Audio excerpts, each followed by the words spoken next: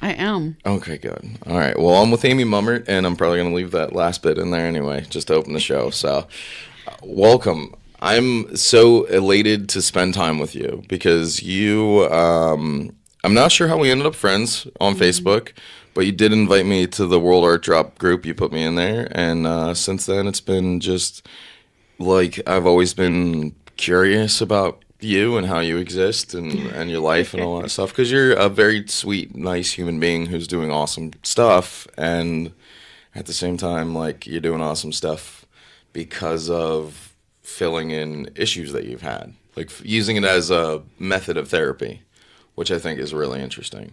So go for it. Tell me about you because we Um, were in the car and you said are you a Philly native? Now, I was born in Louisiana, but I was raised in Adams County, Oh, okay. which is farm country.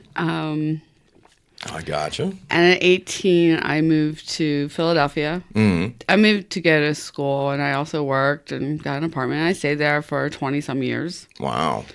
and just moved back to York maybe 12 years ago. Wow. I had well, yeah. That's the other thing I wondered if you like what brought you back to York at any point. Like, just it's a nice place. It is a really nice place. I'll tell you that much. Well, for me, I had a full life in Philadelphia. I was really rooted in my friends and my community and my work Mm. and my apartment, just everything. And I started to, in my last job there, I was getting sick Mm. and I didn't know why. I thought I had the flu really bad. And finally went to the doctor and she said, "You don't have the flu, but you do have something." Oh, jeez. And so fast forward, it turned out that I have chronic fatigue syndrome, which is they think is an immune system thing. It's hard to talk about. It's hard to share with others about it because everybody gets tired. Everybody gets exhausted. Right. Not everybody's disabled from it. It's a Right. whole new level of exhaustion and some other symptoms. But my doctor told me that I needed to get on disability, and Wow. it took maybe 3 years. I'm kind of in the place then thinking, well, I'm going to get better. To me, it just felt like the flu, and it was so surreal to hear this at the height of my career and everything. Mm. And I'm thinking, well, I'm going to get better. And I'm asking the doctor, aren't I going to just feel better sometime? And she's telling me get on disability. We don't know much about this. Wow. So I cashed out my stocks and my Mm. money market accounts and all that kind of stuff, and I tried to make a go of it, hoping that I would get better in Philadelphia, and I lived there for a couple of years until disability came through. But until then, I ran out of money, and I moved back with my parents for a couple months. Wow. Yeah, wow. And then I ended up in New York. Yeah. Well, it's one like my grandpa had Crohn's. And so at some point he was completely debilitated. Like he worked at AMF for a very long time, and he worked until he couldn't work anymore, and it drove him crazy that he couldn't. And like that's got to be hard to deal with just yeah, you have a like you're in a Calvinist part of the United States where like all we are is work hard and work harder and work will set you free, and like you no matter how bad you want to, you can't. You nailed it. You nailed it. Pick yourself up by your bootstraps, right? Yeah. Yeah. Dealing with we were talking about identifiers in the car, and I Yeah. was saying that I self-identified as a Philadelphian, as an educator, and a few other things, and losing those kind of overnight, Mm. that your entire life kind of brings you to the next point. So I spent a lifetime developing those things, and I like those things in myself. I like myself. I like my life. And to lose those things overnight is just devastating. And then I think the thing that was the hardest along with not being able to work, was having to leave Philadelphia where I had my roots. You know, Right. I was very rooted in my community and my friends, and had a really healthy life there. And what I wasn't prepared to. I moved back here to move in with my parents for financial reasons, and then with disability being what it is, I moved to York, not being able to move back to Philadelphia. And what I wasn't prepared for was exactly what you said. You absolutely nailed it. Culturally, it's so shaming to not work. Yeah. It's, you're ashamed. You feel like you're less than other people. You have to find new ways to fill your time on a practical level, but to fill your head and feed your soul and feel productive and feel needed and feel part of society. And I was in, so I'll say social services. It was adult education, and was always in that field. And I always worked for nonprofits. And the sense of social responsibility has just always been something that's been part of me, a strong part of me. And so all of a sudden, not being able to give back, but being the one in need, but this, but that, it was just such a confusing time. And it's been over 12 years, and it's still, to be honest, is still confusing. It's something I never fully bounced back from. I think I'm a pretty resilient person, given a lot of what's happened in my life. But that is something it just shakes you to the core. It shook me to the core anyway. My self-identifiers were so strong in me. I didn't have kind of a second plan, a backup plan. Yeah. That was the plan. It was happening. Right. And then it wasn't. Yeah, that. I mean, that's the other, growing up here and being how I am and what I've, how I was raised and all that. It's just, focus, get through it, and who needs a backup plan? It's just when the world, when something happens and a kingpin gets pulled, or a linchpin gets pulled, you just deal through it. And, the people around, that's that thing that I realized later. I realized later that after going back through and sorting everything out with me, it's I have a distinct need for chaos. And it got to a point where I grew up sometimes hungry, just trying to get through, seeing what my stepdad did, how hard he worked and all that, and seeing that, oh, okay, well, I got to go to work and I got to went to college. I didn't mesh well. And came out and just went to work, and that was it. And it was work, and of course it was that I went through that feudalistic period where it was okay, well, let's work and go spend 70% of my money at the bar and be drunk until Monday, wake up and go back to work and do that, and who cares about the next week? And it was just that I would be setting traps for myself where it was by the middle of the week I wouldn't have any money and I had no idea what to do, and I liked it that way. And then finally something snapped where I was okay, I need to find a career at this point. And I stopped doing construction and went to school to get my Class A. Tried it. My first job was running New York City. It was it was a pure nightmare. 110-hour weeks, and it was running with my head caught, running around like chicken, and nothing I could do about it to make it any better. But I was fulfilled.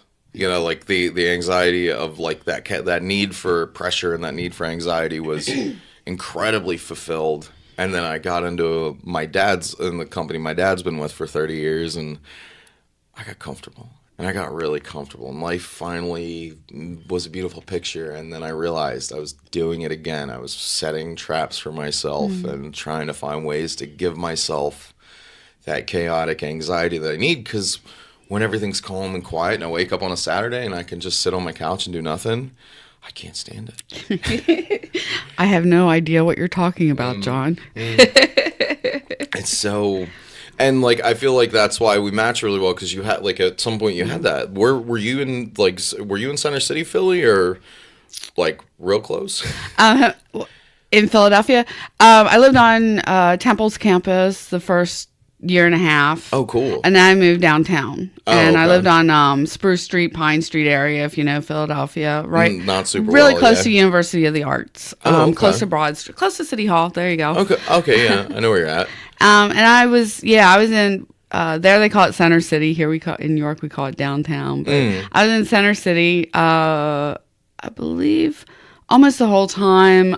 Toward the end, I moved to what's called the Chestnut Hill area, and that was like, it was more expensive. Yeah. It was a real difference from downtown, but I was also getting older. I was also in my 30s, and kind of needed something a little quieter. I just gotten divorced, and it was kind of what I needed at the time. So yeah. Well, I was gonna say I'm not like a map fan. It doesn't matter what part of town you're from. Like Philadelphia starts in Gap, let's be honest. But no, it was just the curiosity of like, yeah, you had that same moment where you were like, everything's okay. You get to go, you get to wake up and you go to do it's just, I like that's enough of a hard thing to deal through. I'm still like that. Yeah. Exactly like you said. I really connect with that. The Saturday thing. Yeah. Now, I don't even work, but everybody else does, at least. Everybody else is kind of on a work schedule. And I kind of respond with that. I get up at 5, 6, 7 in the morning every morning. Yeah. And I start my day. And I do stay busy all day and get things done. And so when Saturday comes around and other people are not doing the work thing, I don't know what to do with myself. And it's kind of like, okay, maybe this is a jump, but it's a good way to describe it. People hear you say that you're on disability or that you're disabled, and they often in this area jump to, woohoo, that's like being on vacation. Mm-hmm. Yeah. And yeah, I don't even know where to start with that mindset to explain, no, this really doesn't feel like vacation. It's really not the same thing. It's one of those things that like, I don't know what it, like, I got laid off for 6 months when I was younger. So like, that was probably when I was 22 or something like that. And it was fun for the first week. And then after that, I had no idea what to do with myself because everything was stabilized. Everything was stabilized, and there was money, and I had a place to stay, and everything was good. But at the same time, I just didn't know, like, what do you do to keep busy? Because like I'm such a robot that when I had my fall off 2 years ago, when I fell off the side of the cliff, and I shattered my ankle and split my heel, and luckily, I drive an automatic truck, but my doctor said, my surgeon was like, you're going to be off work for probably 14 to 18 months. And I looked at him, I said, maybe 6 weeks. And he's like, I can't do that. And I was like, yeah, I can't sit. I said, and that 6 weeks was miserable. And that's just the physical part of it. And it still has an ending to it, an end date to it. Yeah. It just, the toll that it takes socially. Think about it this way. You're no longer in the same social circles, especially moving to York where I knew no one. Yeah. And I'm not in the social circles that you might meet at work. Right. Where do you meet people in York? True.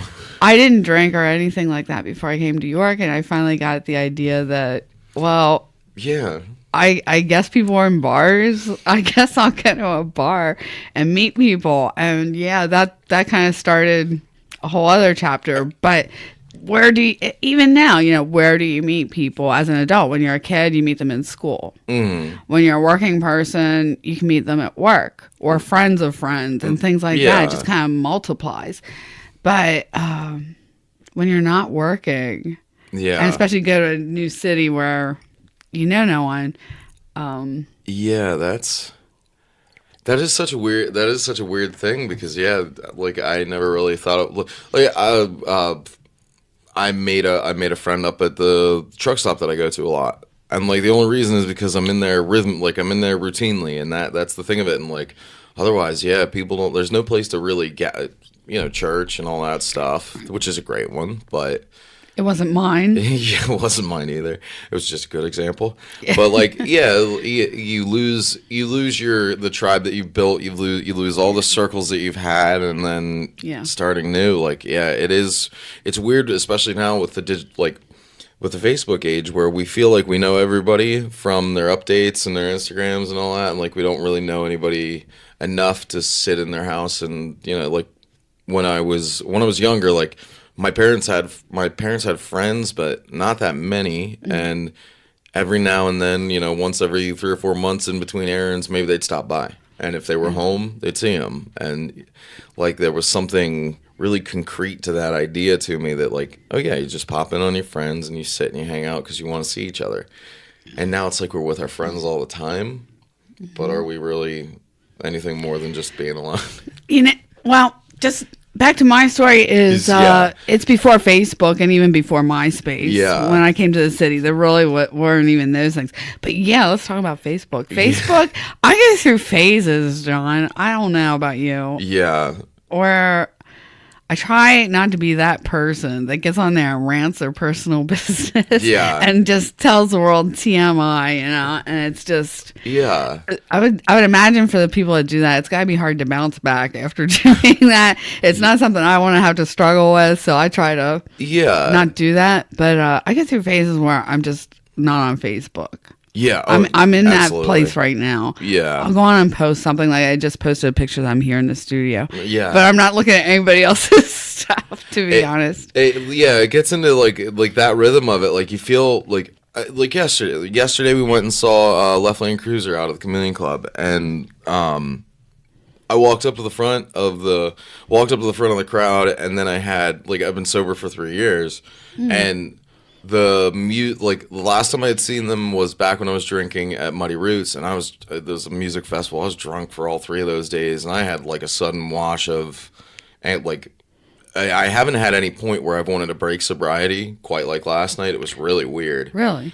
And so I was dealing through that, but like I was watching everybody around me to distract myself, and like everybody's holding the phone up, and everybody's there, and it's like when the music stopped, everybody just filed out in their own direction, and it's like you just stood in a room with people for 3.5 hours waiting for doors were at 8, the band was at 10. Like we stood in here for 2 hours and nobody said a word to anybody, but everybody was on their phone with all their friends. Like it's so weird that we do that. And when you notice that kind of stuff, like because I walked up to the front, I left my phone in my pocket and I just enjoyed the music, and I wanted to, because just to detach from that whole thought that like what's going on Facebook is reality. It is, but it's not something I'm entwined with at all every moment of the day. It's very weird. It's a weird relationship that I think everybody has with Facebook. It's just where to draw boundaries and all of that with it. But I don't know. It's one of those things. It's such a weird. I don't know, but it's good. It is good because you do your art drops, and the art drop community like popped up, and it was going really especially towards fall. It was really picking up, and you got me. I mean, you managed to get me involved, which the room that we're sitting in, I hide out in most times. Wow. I'm waiting to get my sewing room together upstairs so I can go hide out there instead. But like, I'm in here working most of the times, and like you had the great, I'm not sure was Art Drop your idea, or was that like a... How that started, oh my goodness. I was thinking about that this morning. I actually, it's a bit of a blur. Like a lot of things kind of happened and came together at one time. I'll mention local artist Matt Paul. Mm-hmm. He did during the summer...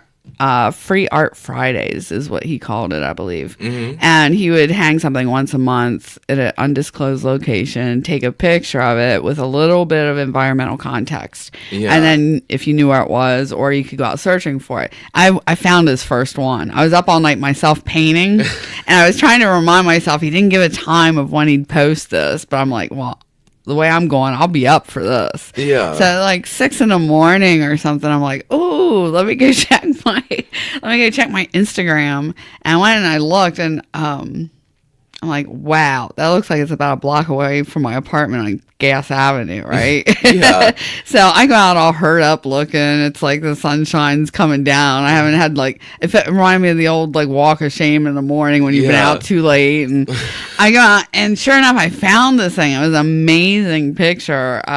It's got his 2 hands extended. It turns out it's called The Gift. Mm-hmm. And it's a self-portrait. It's of his hands, but it's a picture of him giving the gift of the painting. Oh, wow. And he shared the photograph that he worked from and stuff like that with me, and we kind of got to know each other a little bit. He's an amazing person. I really admire him a lot. So he was doing that, and I can't remember if I had done any drops. I just started painting this year. Let me put that out there. I just started painting this year. Really? And yeah, I was doing music a lot before that and started painting this year. And I get all these paintings loaded up, and then I'm like, what am I going to do with all this stuff? So I can't remember if I had dropped art before or if it was after I got Matt's piece. But where I do remember the story, the chronology, is I was talking about doing an art drop and having an art drop day. Well, somebody prompted me, told me that there's a world art drop, that there's a day where everybody does it. So I made a world art drop York, so that people would have a place to post their clues and kind of keep it local where it's more realistic to get in and find just the York clues and get out there and find stuff. Yeah. And it may be in early fall that I did that. And I couldn't believe how much participation there was. And I had such a great time. I went out with a friend and we were looking for art and we were dropping art, and I got so much positive feedback from it, and people wanted to continue with it. And I ended up keeping or creating an art drop page, a group, I guess, on Facebook, and continued to drop art. And this part of the story I've shared with you already. I have PTSD that can be pretty difficult to deal with, and it's every day of my life. It's not an occasional thing. Every day I wake up in a panic attack, and I've got good coping skills at this point and know what to do. But part of what I often do first thing in the morning, and like I said, I get up early, I go out and drop art, and just forcing myself out of the house, getting that little bit of exercise and fresh air. A lot of PTSD has to do with control of your environment or lack of control of your environment. And this is something I can control. I go out by myself. I have a little route that I take, so it's familiar. I do this, and then I do this, and then it's very regimented the way I do it. Right. And I go through each step in my head. Now I'm going to do this. Next I'm going to do that. And drop the art a certain way that it's almost becomes a mindful meditation. And so I kind of really clear my mind and start my day that way a lot of times. I'm not just being altruistic and out there throwing art at people. That's part of it, and getting rid of some of the work that I have. But a lot of it is to control and maintain my PTSD and recovery. Yeah. That's really beautiful, and it's one of those things that what possessed you to start painting so late in life? That's the other thing is I'm mystified by the whole by everything that you did, because you've lived for a while and you've done everything, and you had everything, you had the carpet pulled from under you, and then you just ended up starting to paint. It's really neat. Where'd that come from, huh? Yeah. Well, I'll say this. My parents, my dad is a musician and my mom's an artist. Oh, okay. So I was kind of raised around the arts. Having said that, I kind of did my own thing, and which was more literature and writing. And when I came back into York, the music scene is so, especially then when I first came back, just so alive. It was really popping. The open mics started. It really became part of my life. And I started playing music. I picked up the cello and started teaching myself cello. Oh, wow. And that was what I did for years and years. And with the PTSD that developed more strongly in the past couple of years, I found it hard to even focus that much. The little bit that it requires to play an instrument, I just couldn't even focus on that. I went to a paint night with my friend early this year, early 2017, and it was my first paint night. It was the first time I ever put paint to canvas, as a matter of fact. And I had so much fun. My painting was terrible. It didn't look anything like the artist's one. It didn't look like anybody else's. It was all, it looked like Armageddon or something. It was just this big mess, but it just felt so good. And I didn't have to think about what I'm playing next. And I didn't have to think about if that was a right note or a wrong note or a little flat or slide the finger up just a little bit or what about vibrato here. I didn't have to think about anything, just like slop it on the paper. And it felt great. It was liberating, and it involved color, and it involved choices, and it involved things I could control. Like I said, PTSD is about not having control. And I could control what color I put on there next. And I can mix up these paints and get that color and try this texture. And it's about choices and being able to control outcomes to some extent. Yeah. And I just totally got the fever. And I went out and just started buying art supplies. I found a place to get inexpensive canvases, and I don't use the best paint, but yeah, that's the best way to do it. Let's be honest. But yeah, if you're gonna paint a lot like I do, I found that painting itself is such a mindful meditation. You know, just doing one thing and then the next, and being really present. When I start to feel out of the present and find myself getting in my head or any of that kind of stuff, you mentioned being sober, you know, me too for that. And so, you know how we can get in our heads when we've had problems like that in the past. The painting really gets me back in the moment and gets me back into the present. And I can tell when I have gone a day or two without painting. Yeah. My anxiety level is much higher. Yeah. It is kind of like, it is kind of weird like that, because I never thought about how, like I enjoy writing. And, you know, I went for so long without writing, and when I finally got back into it, it just, it gives you that mechanical flow. It feels like a well-oiled, you know, like your engine's oiled again, and you're feeling great, and it just, and I'm here because, being in your head, I'm behind the wheel for 14 hours a day. Okay. Alone in my truck, and it just, wow. Yeah, I can definitely take that too far some days. Me too.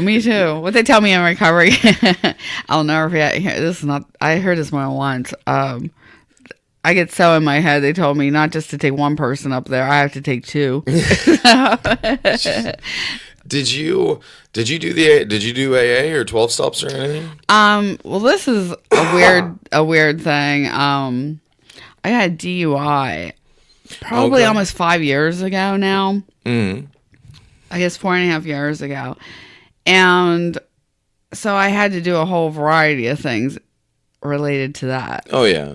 And it takes about a year to get all of the requirements for ARD completed. And I was at a place where I still had to do counseling and community service.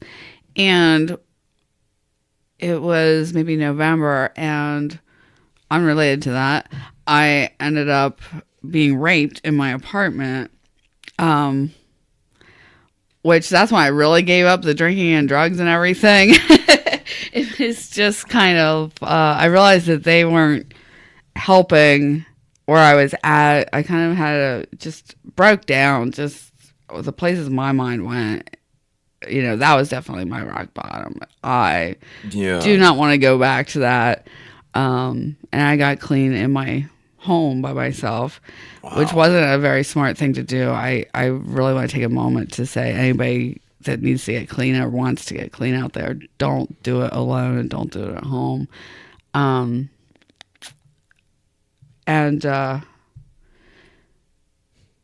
Where were we going with this? I was gonna say you threw a. I didn't realize that was at home. Yeah.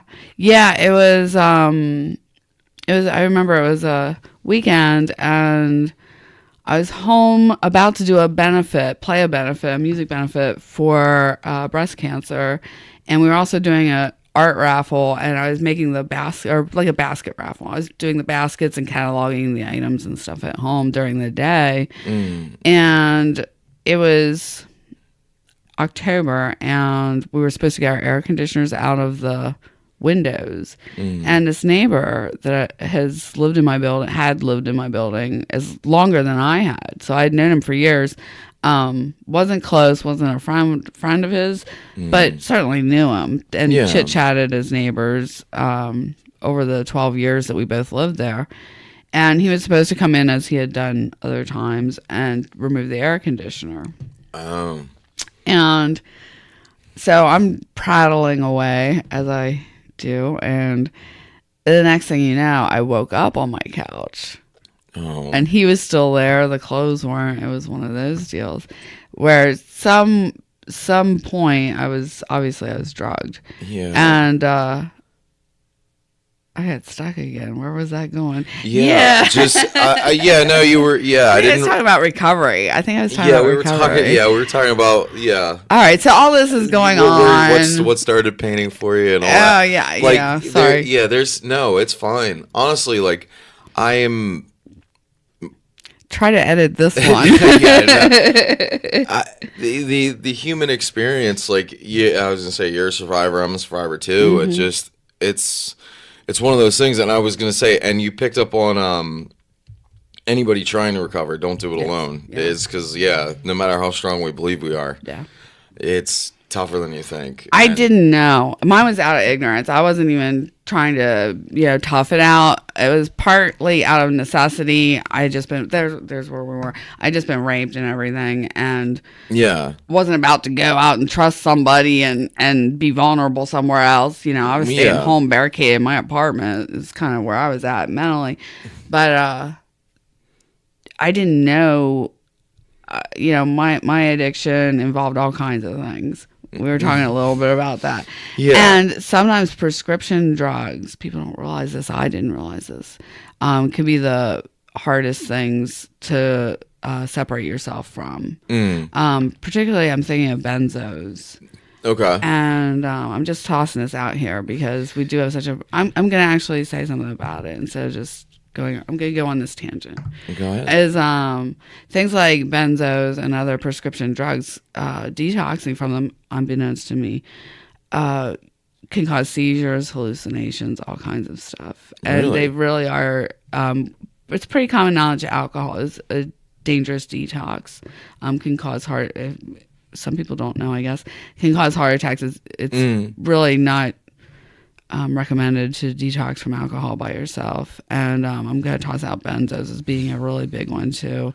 I was addicted to a variety of things, so please, people, anybody listening, if you keep this part in the podcast, is good. I was so prideful, I think. I didn't want anybody to find out, because they're not even finding out about my recovery. They'd be finding out that I was addicted to stuff. Right. As an addict, you spend so much time covering up and covering your tracks and trying not to be found out and trying to, have one foot in the, quote, normal world, and then you got, darn well you got a foot in the other world. Yeah. And so I had all that going on, and then the whole thing with the rape and just falling apart with that. And I lived by myself, and I didn't have a significant other to kind of lean on or anything like that. I don't have kids. So I really went through this thing largely by myself. Wow.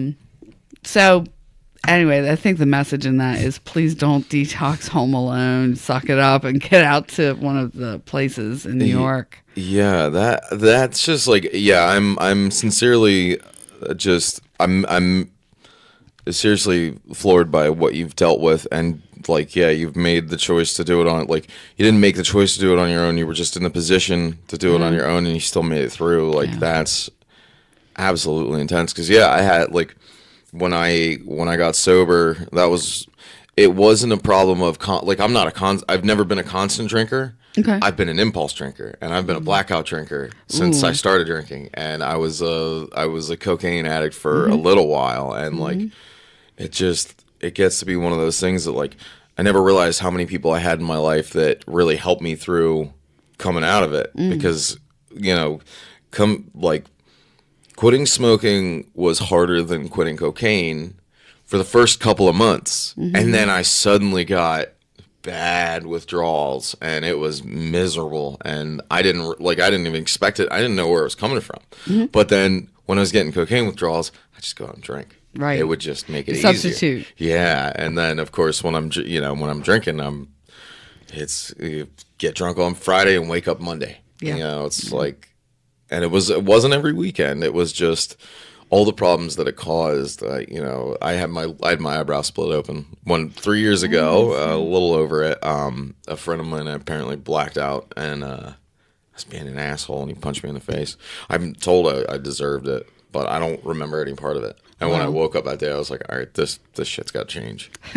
So. You mentioned getting help. I think that's where that last tangent started. And I was saying I detoxed at home.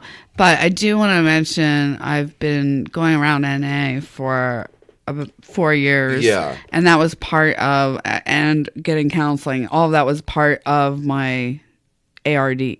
Oh, okay. Going back to that. And so for me, what's been so helpful, the counseling for sure, but I really want to put out that NA has completely not only saved my life, but recovery is amazing. It's not just, there's a difference between clean time and recovery. And clean time is amazing. That's somebody like me, that's amazing right there. But the recovery process and giving you something to, giving you coping skills, giving you something to occupy your thoughts and your behaviors, and you do service work. And I found cool. so many things that were missing in my life that caused me to get into addiction. Right. Have been filled, that NA has really filled that void in a lot of ways.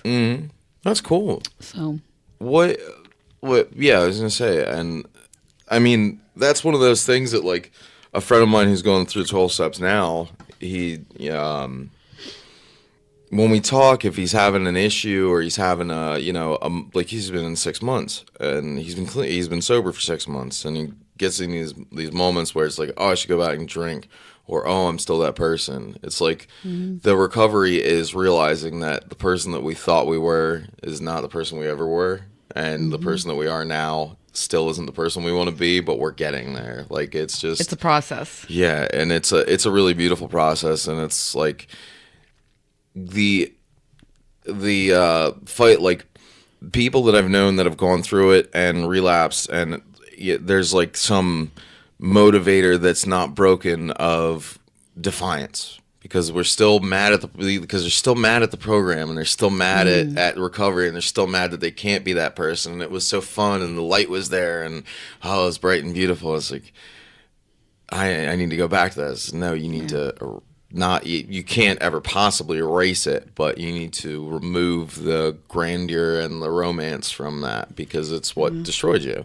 Well, you mentioned that earlier too. You were saying that kind of goes back to what you were saying about you get your paycheck and then you just go out, you blow it, you go to the bar. It's the glimmer, the glamour of all that stuff. Yeah. The drugs that go with it, the alcohol that goes with it, the lights, the music, all of that stuff. Yeah. It's like, those are just such addict behaviors that we just, and nobody notices it, because it's like it's one of those things that's not a problem until you see it's a problem, because everybody around you could see it's a problem. You know, it's like, I don't know. It's such a we and of course, like here in the Northeast, we do come from such a place of inner strength and inner peace, and we're not really the brightest part of the United States, but we come from a long history of like, I can take care of it, I can do it, I can do it.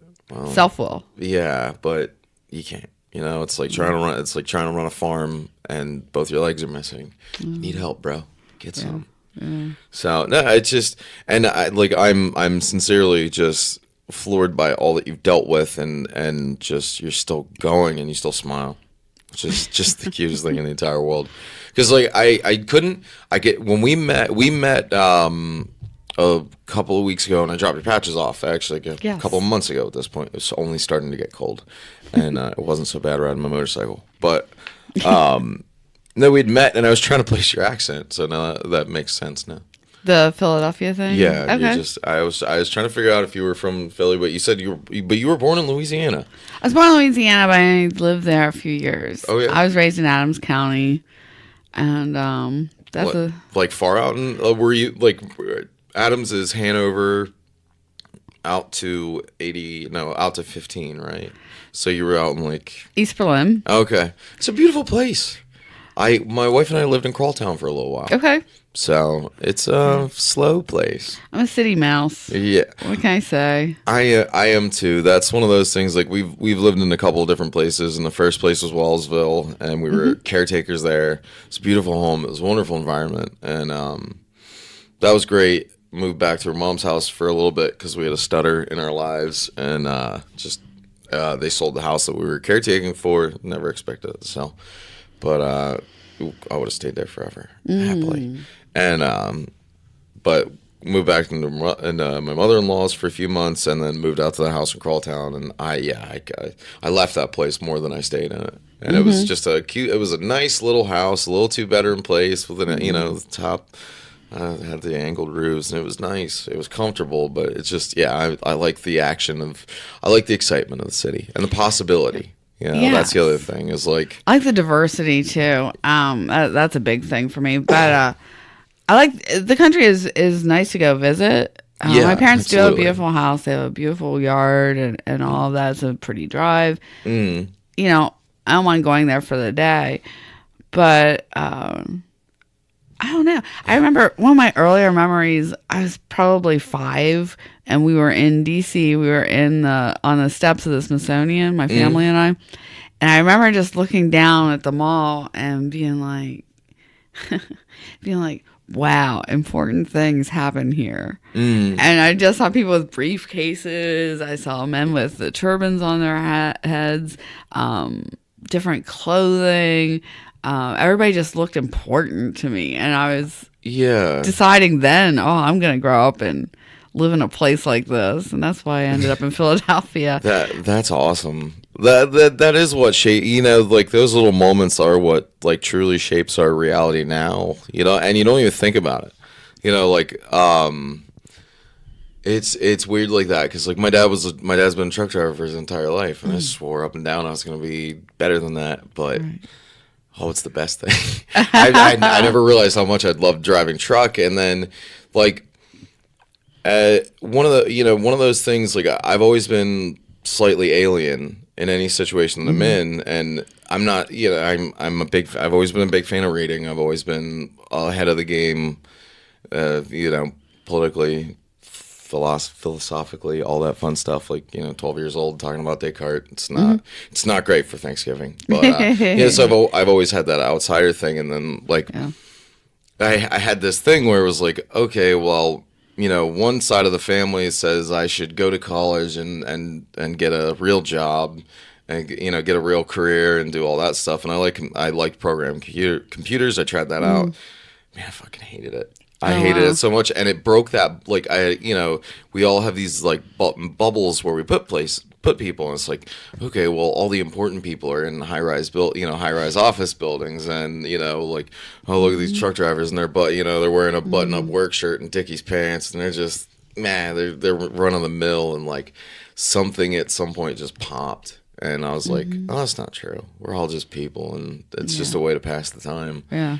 So it's beautiful, and like, it's one of those wonderful things that like people are. I grew up on Park Place and Salem Avenue and Arch Street and all those fun places, and it's like the city wasn't ever that. There was no fear bubble around it for me, so I liked being there, and it was just different worlds, and few relationships that left me out in the woods, and it was okay. I enjoyed stopping by. That's about it. I just couldn't handle the calm. the quiet. The quiet. Constant quiet and keeping busy and having, like, knowing that you have to get up and go somewhere to get all your stuff done. Or if you don't have, like, if you don't have a long detailed list of everything that you need, you're going to come back and you're going to frustrate yourself because you're going to be in the middle of a project and you're not going to have the piece you need. And then you got to go run for 2 hours to go get it. Oh, it's nuts. Right. So, but I'm glad that you ended up back in New York because, you know, it's as little as you may believe it or know it, like you're busy shaping the community that is us on a baser level. Like, I have a beautiful example, and I don't know if I'll edit her out or not, but like, what did you do for Light Up Night? You were doing an event as well, right? As well, yeah. You made ornaments on one end of town, and I was doing a make your own button at Market View. That's right. Okay, yeah, because I felt like a lot of people that have been on the show were at Market View doing something on that day. But it was one of those things, like, that event was so much fun. It was. And the whole thing of it was really, like, for me... So I still didn't. I didn't do the event. I did not lead that event. My wife took over. She's an amazing painter. She does all the work on the walls. None of that is mine. She is incredibly talented, and she was a teacher for a while, so she can handle those situations. I still have crowd anxiety that I didn't know about. I thought I had been over it. I thought I had gotten over it. I could get into getting clicked into the gears of the day. Like, still had trouble with that because I was out in public dealing with all that. So she took over. She did an amazing job. I got to, make sure everything was done and run and stocked and all that fun stuff, which is great for me because I'm a robot. It was great. But at the end of the day, I realized that all the events were... I had originally intended to pay somebody. I just wanted to give up the money and say, here, do this because there are going to be kids down there. Let them have fun. You run it. And then they flipped it on me and they're like, we'll give you the money. You run it. And I was like, okay, well, fine. And like, when I looked back on all that happened on Light Up Night, like, all the people that were running it are people that I know that are just creatives, and we're not the upper, we are the world builders, but we're not the upper echelon, and it's weird like that, isn't it? Yeah.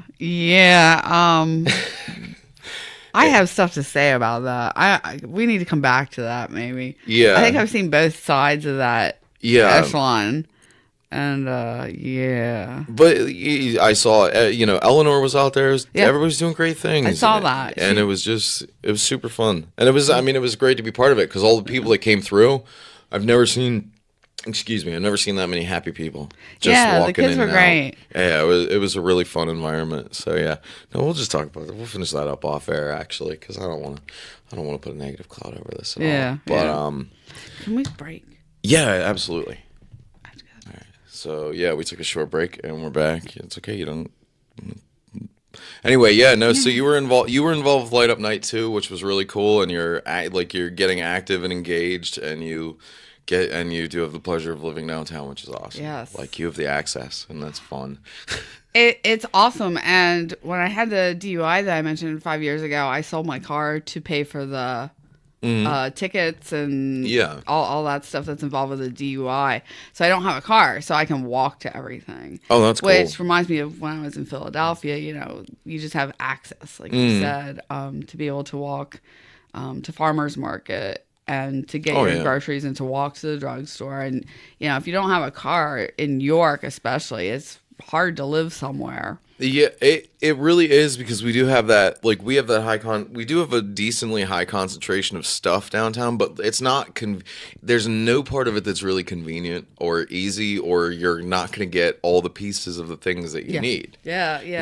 And like, I'm hoping that Penn Street Market really pops up again, that, people start bringing in food at a reasonable price and groceries at a reasonable price, because I go out to Morningstar and I get all my food from Morningstar. It's really nice. Like, the butcher out there, the guy that works at the butcher shop, he knows me now, and get to talk to him to see how his kids are doing. Like, it's a nice little it's a weird little community from the outside. Flea market people are a little strange sometimes, but it's nice to have that. And I know Sundays I wake up, I go get my fruit, I go, and it's so much better than going to the store because it's cheaper. It's Yeah. But if I didn't have a car, what am I going to do? I made the mistake of riding my motorcycle out there to get groceries, and I don't have any giant saddlebags or anything, and that was really inconvenient. That didn't work so well. Huh? No, I had shopping bags on my handlebars, and it was a rough ride home. But that is one of the things. It's like being downtown is, man, it's super cool, and there's a lot of stuff going on, and to actually be part of it and see all the wonderful smiles that came from everything that everybody did on Light Up Night, and it really does resonate as York the community being York the community again. It's great because for me, I can't afford to do a lot of what goes on downtown. So some of it becomes cost prohibitive, especially with all the higher end restaurants moving in. But there's also a lot of low cost or free activities and things to do as well. That's like when I have done some painting, not classes, but kind of gatherings where we've done some painting, keep them at no cost. Right. So that the community can be part of that. There are other community things. There are so many galleries that you can go to and be exposed to art. There's a lot of spoken word. Oh, yeah. Which takes place in art galleries usually, which is nice because they're not being I'm not surrounded by drugs and alcohol and all that kind of thing. Yeah. Shenanigans that go on in a bar maybe. Yeah. There's a farmer's market. There's a lot of free music. Market View has been doing a lot to connect with the community. They do music on Thursdays and Saturdays. Oh, really? I didn't know that too, because Market View is an extension of York College.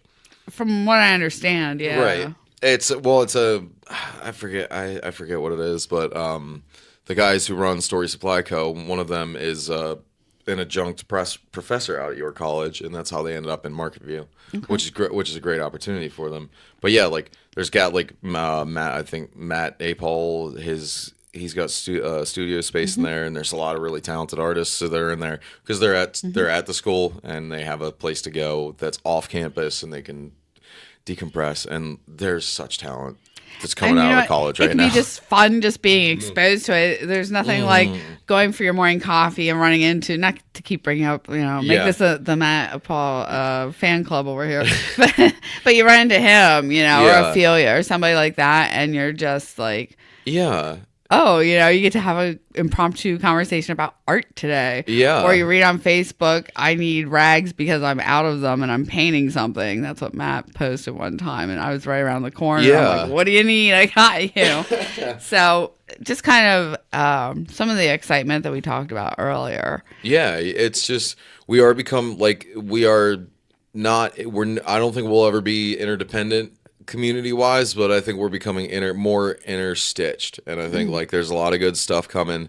And I was gonna say here on the first, hopefully, Mike gets in, and Mike Helfrich gets to be our neighbor or our mayor, and he is our neighbor, and he's one of those people that was just like you and I, just dedicated to the idea of what York is and was and should be, and he's ready to get it where it needs to go. And it's like, because I've lived here forever, and I remember the late '80s and the early '90s, and I remember we used to have New Year's Eve, like they'd bring out the old streetcars, and they'd run them up and down Pershing, and it was really fun, and everybody would come down, and it was just festive and beautiful, and that's the York that I know of today, because with everybody that's going around doing all this, there's always fun activities, and there are a lot of higher end, more expensive places to go and eat, but it's really good. Even if you get to go once every 6 months, it's still really good. It matters, but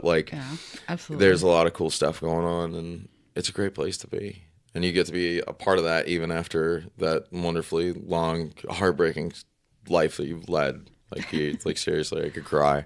Oh, wow. But it wouldn't matter because we're not on video. But yeah, like seriously, I'm glad that we got the time to sit down, because you really are a wonderful human, and beyond the surface of just Facebook connections and all that. Like, I'm really glad that we got the time. Yeah, I'm really honored that you asked me to be here. You get some great community folks in here, so I'm some weirdos too.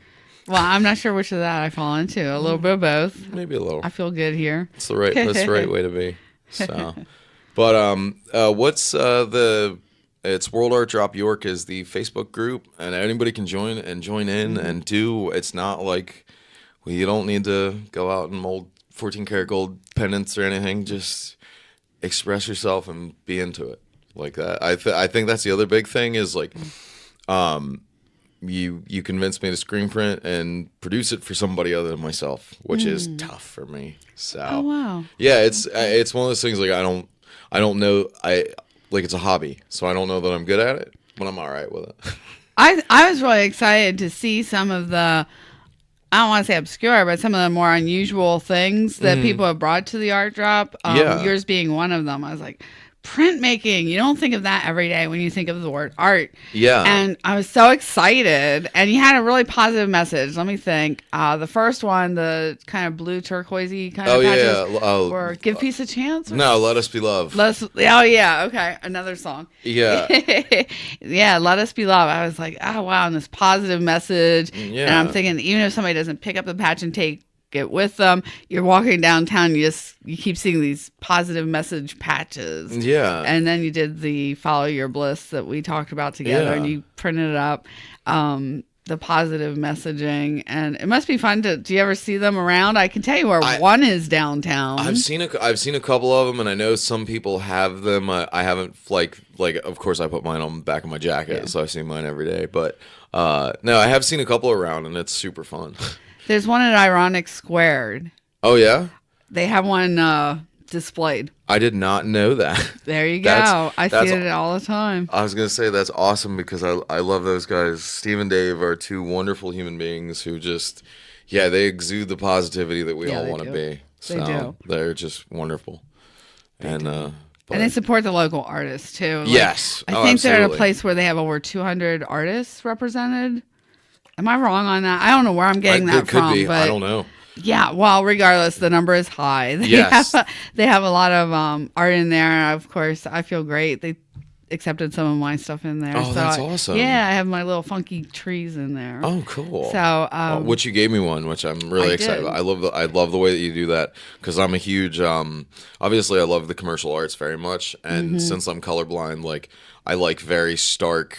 Like I prefer the graphic design that's on the table. I prefer things like that and Peter Max and like old time printmakers and letter designers and stuff like that. Like it's simple for me because I don't have to appreciate shade and light sources and all that stuff because I can't.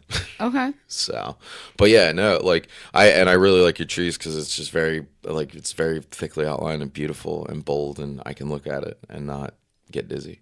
It comes from recovery. Yes. It's, I call it my recovery tree because it's gnarled and twists around and it's kind of ugly and all that kind of stuff. But if you look closely, the main branch still forms a heart. Oh, that's really beautiful. That's got a heart. That's such a that's phenomenal, and like it's awesome that like in the past month I got to talk to somebody who's in now and still young, like just freshly 18, and look at it that way. And like I know I'm in somewhere in the middle of the race, and like my dad's been sober for good Lord 20 years this year, and it's fun to see that the journey does even out. It never ends. The journey continues. It always continues, but it does even out, and the turmoil stops. And yes, it's wonderful. So, and with all you've dealt with, you still got that smile. So it's wonderful, and you're bright and bubbling and happy and doing things, and whether they're coming from a place of getting yourself together or not, it's really affecting everyone around you in a positive way. So, thank you so much for your time. Thank you. Did I miss anything? I think we're good. All right. Well, I was going to say, as long as I didn't miss anything. Cool.